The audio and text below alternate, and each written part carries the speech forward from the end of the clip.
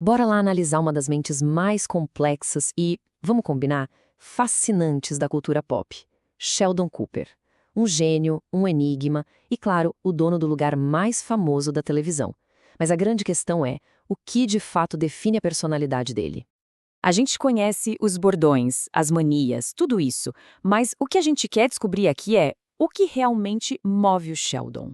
O que é que está por baixo de toda essa camada de peculiaridades? Ao longo dos anos, olha, não faltaram rótulos para ele. Gênio, nerd, socialmente inepto, muita gente até especula sobre diagnósticos clínicos. Mas e se tudo isso for só uma descrição do comportamento dele e não a causa raiz? A nossa tese aqui é que a personalidade do Sheldon fica muito mais clara quando a gente olha pela lente dos temperamentos. É uma estrutura super antiga que, olha que interessante, a neurobiologia moderna está começando a validar.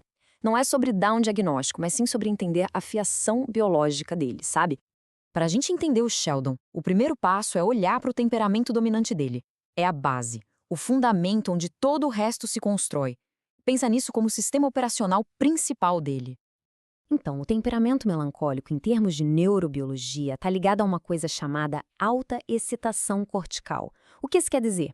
Basicamente, o cérebro dessas pessoas já é muito ligado por padrão, mesmo em descanso. É por isso que eles buscam ambientes controlados, para não se sentirem sobrecarregados.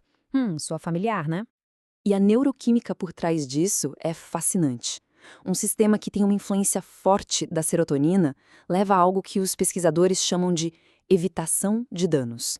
Na prática, isso se manifesta como uma necessidade enorme de cautela, de seguir regras e de criar ordem para se sentir seguro. E isso nos leva, claro, aos exemplos clássicos. Os rituais do Sheldon não são só piadas na série. Eles são, na verdade, calmantes comportamentais. Cada rotina é um jeito que ele tem de diminuir o volume do cérebro superestimulado dele e impor um pingo de ordem no caos do universo.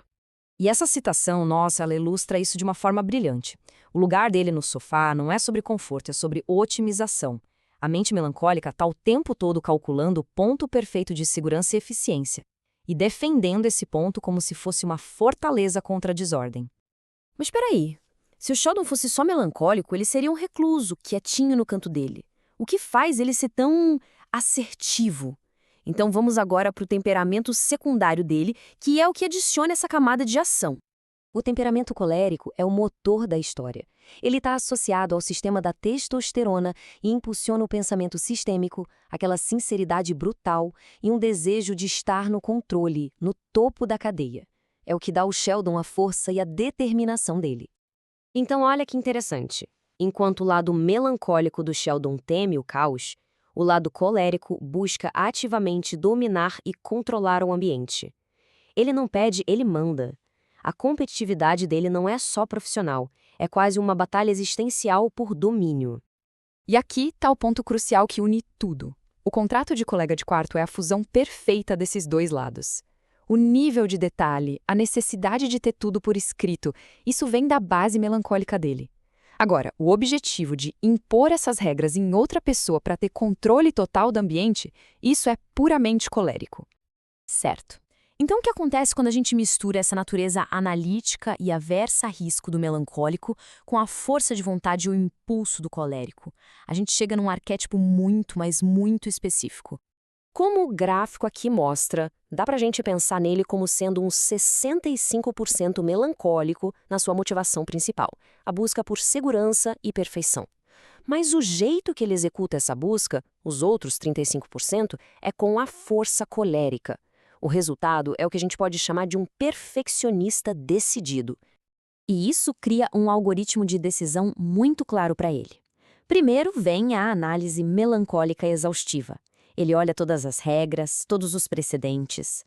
Assim que ele chega numa conclusão que para ele é logicamente perfeita, o motor colérico assume e ele implementa essa decisão com uma convicção que beira o fanatismo.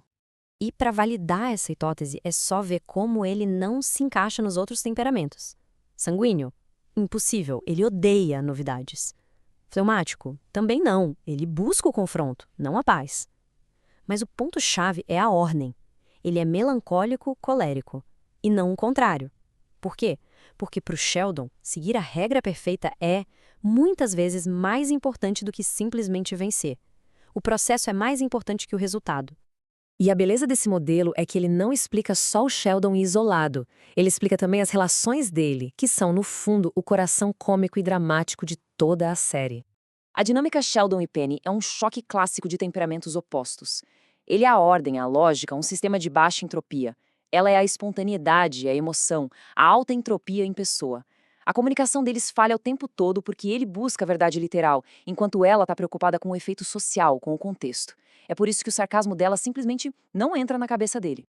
Já com o Leonard, a relação é outra. O Leonard é primariamente fleumático, o que faz dele um pacificador, alguém que evita o conflito a todo custo. E o impulso colérico do Sheldon explora essa passividade sem dó. O Leonard cede para manter a paz e o Sheldon interpreta isso como uma vitória da lógica superior dele, o que só reforça esse comportamento.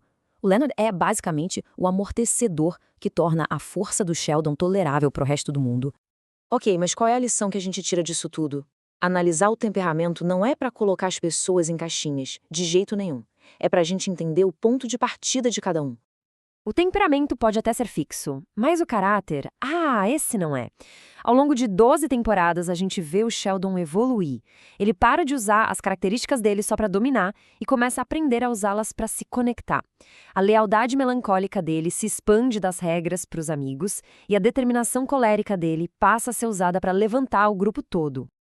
E essa é a grande lição. A jornada do Sheldon não é sobre curar o temperamento dele, mas sobre aprender a governá-lo. Isso mostra pra gente que a autoconsciência é a chave de tudo. Entender o nosso hardware biológico permite que a gente desenvolva um software de caráter muito mais sofisticado e, quem sabe, virtuoso.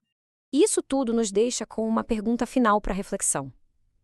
Se o nosso temperamento é o nosso hardware de fábrica, até onde o nosso software, o nosso caráter e as nossas escolhas pode realmente nos transformar? Onde termina esse nosso projeto inato e onde começa a nossa capacidade de escolher quem a gente se torna?